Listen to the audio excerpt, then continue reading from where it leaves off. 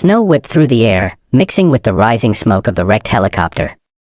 The fire roared behind them, its heat cutting through the freezing wind. A man, his hands trembling, face streaked with blood, screamed over the noise, "Leave me. It's gonna explode, Geo." But the other man didn't move. His boots sank deeper into the snow as he yelled back, "I'm not going anywhere."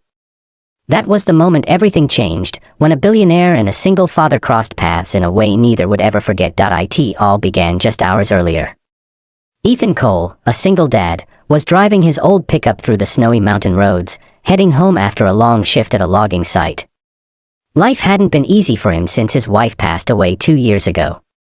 Raising his little daughter Lily alone had become his world, his purpose, his strength, and sometimes, his breaking point.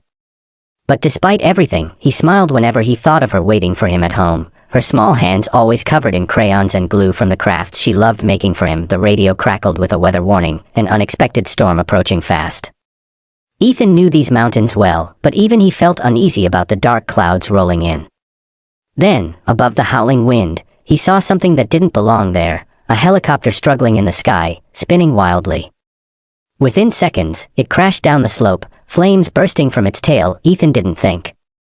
He slammed the brakes, grabbed the small emergency kit from his truck, and ran toward the wreckage. The wind bit through his jacket, the snow burned against his face, but he kept going. As he reached the crash site, he saw 2 people inside, one slumped in the pilot's seat, the other, a woman in a red dress, trapped under twisted metal. "Hey. Can you hear me?" he shouted, his voice almost lost to the roaring fire. The woman looked up, blood on her forehead, eyes wide with shock. "Please, help him first," she gasped, pointing toward the unconscious man beside her. Ethan forced open the mangled door and dragged the man out just as another explosion erupted near the tail.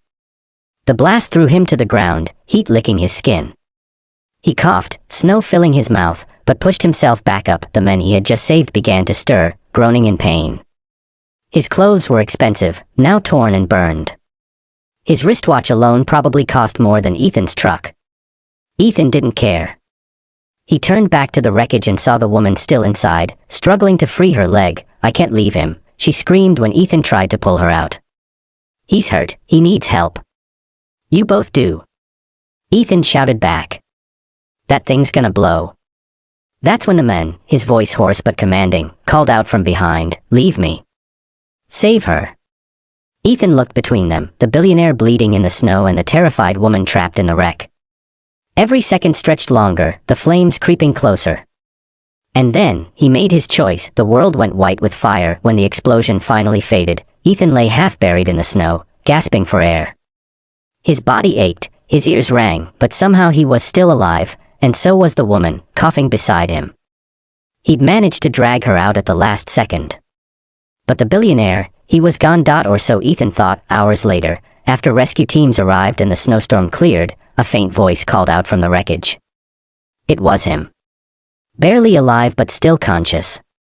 The rescue team rushed to pull him free, and Ethan found himself watching in disbelief. The man, now lying on a stretcher, looked at Ethan with eyes full of something that wasn't arrogance, but gratitude.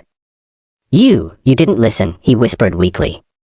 "You should have saved yourself." Ethan shook his head. "I couldn't just walk away." "No one should." The man smiled faintly before losing consciousness again. Days passed. The story made headlines. Billionaire tech founder survives helicopter crash, saved by local single father. But for Ethan, it wasn't about fame. He just wanted to get back to his daughter and forget the chaos. One morning, as snowflakes drifted outside his small cabin, a sleek black car pulled up. From it stepped the same man, cleaned up, walking with a cane. He introduced himself properly this time. "Alexander Drake, one of the most powerful names in the corporate world. I came to thank you," Alexander said quietly. "You risked everything for people you didn't even know." Ethan shrugged. Anyone would have done the same. Alexander shook his head. "No. Most people wouldn't." He looked around the modest cabin, the patched roof, the worn-out furniture. Then his eyes caught a small drawing taped to the fridge, a child's picture of a man and a girl holding hands under a rainbow. "Your daughter?" he asked softly. Ethan smiled. "Yeah. She's my reason for everything." There was a long silence before Alexander spoke again. "You reminded me of something I'd forgotten," he said.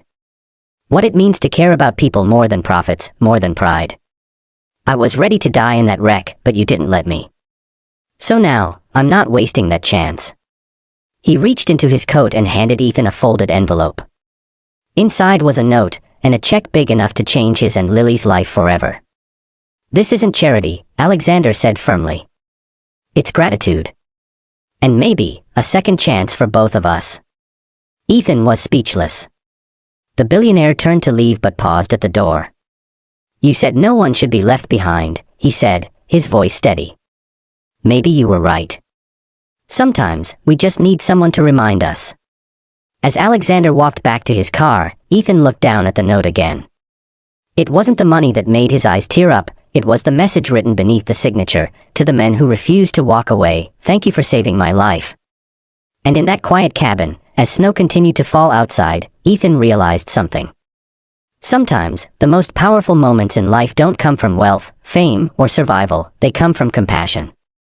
From doing what's right, even when no one's watching. That night, as he tucked Lily into bed, she whispered sleepily, Daddy, you're my hero. He smiled and kissed her forehead. No, sweetheart, he said softly. I just did what anyone would do. But deep down, he knew not everyone would have, and that made all the difference.